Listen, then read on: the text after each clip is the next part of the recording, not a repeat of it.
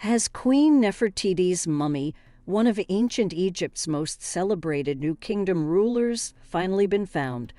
According to the world's most famous Egyptologist, the answer to this question is yes, and within a few short weeks, he expects DNA testing to confirm this assertion. Dr. Zahi Hawass, the former minister of Egyptian antiquities and the face of Egyptian archaeology in the eyes of the general public, was in Madrid earlier this month speaking at a conference organized in association with the ongoing Daughters of the Nile exhibition at the Palacio de las Alhajas. During an interview with the newspaper El Independiente, he told the reporter that a mummy he has been studying in recent months is in fact Nefertiti, the wife of the ancient pharaoh Akhenaten and the stepmother of the famous boy pharaoh Tutankhamun, forever known to most people as King Tut. Nefertiti's mummy, genetics will deliver the final verdict.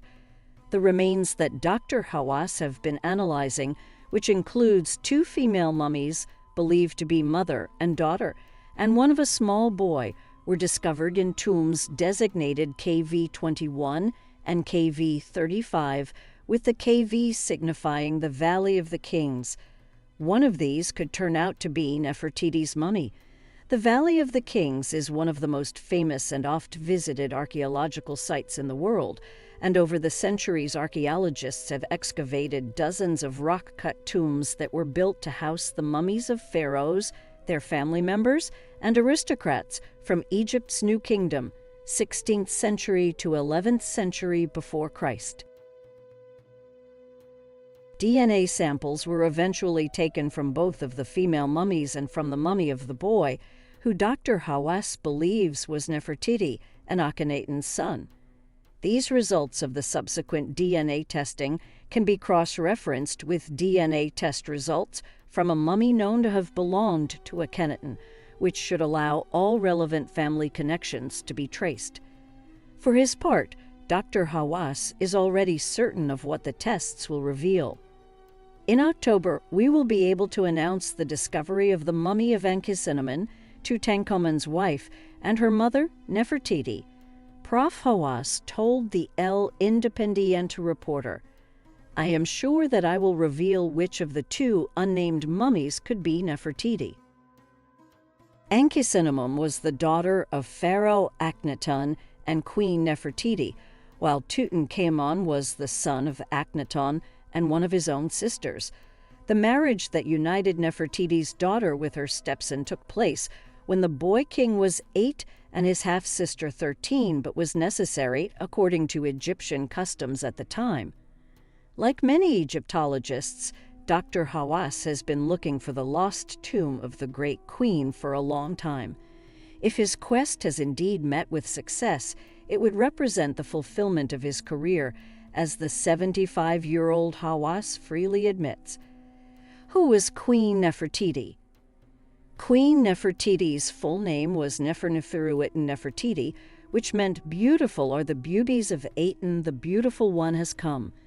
As the great royal wife of Pharaoh Akhenaten, Nefertiti was recognized by the people of Egypt as their queen, and while she lacked the powers of a queen serving alone, she was undoubtedly one of the pharaoh's most trusted advisors and confidants. Temple images of the queen emphasized her physical beauty, as did the Nefertiti bust, a stucco-coated limestone sculpture created by Akhenaten's official court sculptor Thutmose in 1345 before Christ. But many of these images also captured her personal magnetism and political influence. While she is sometimes shown walking behind the pharaoh, in other portrayals she is seen individually and in dignified poses that suggest she was a powerful and respected leader in her own right. When her husband died in 1336 before Christ, his anointed successor, Tutankhamun, was only 5. So it would have been natural for his stepmother to retain great power and influence, and many, but not all, scholars are convinced she ruled the 18th dynasty essentially on her own for a time after her husband passed away. I really believe that Nefertiti ruled Egypt for 3 years after Akhenaton's death under the name of Smenkhkare, Dr. Hawass said, making his thoughts on the matter clear. Zahi Hawass date with destiny. Dr. Zahi Hawass' assertion that he has discovered the tomb and mummy of Nefertiti in the Valley of Kings could be seen as rather surprising given some of his previous statements. In 2015, when his rival, British Egyptologist Nicholas Reeves, suggested Nefertiti's tomb and mummy might be found in a hidden chamber inside the tomb of King Tutankhamun, the always opinionated Hawass scoffed at the notion. Nefertiti will never be buried in the Valley of the Kings, he confidently stated in an interview with the international media. The lady was worshipping Aten with Akhenaton for years. The priests would never allow her to be buried in the Valley of the Kings. Fast forwarding just 7 years, Dr. Hawass is now singing a completely different tune. He is counting on DNA tests to confirm that one of the mummies he's been studying in the Valley of Kings is that of the long-lost Egyptian queen, and he is completely confident he will get the result he is seeking.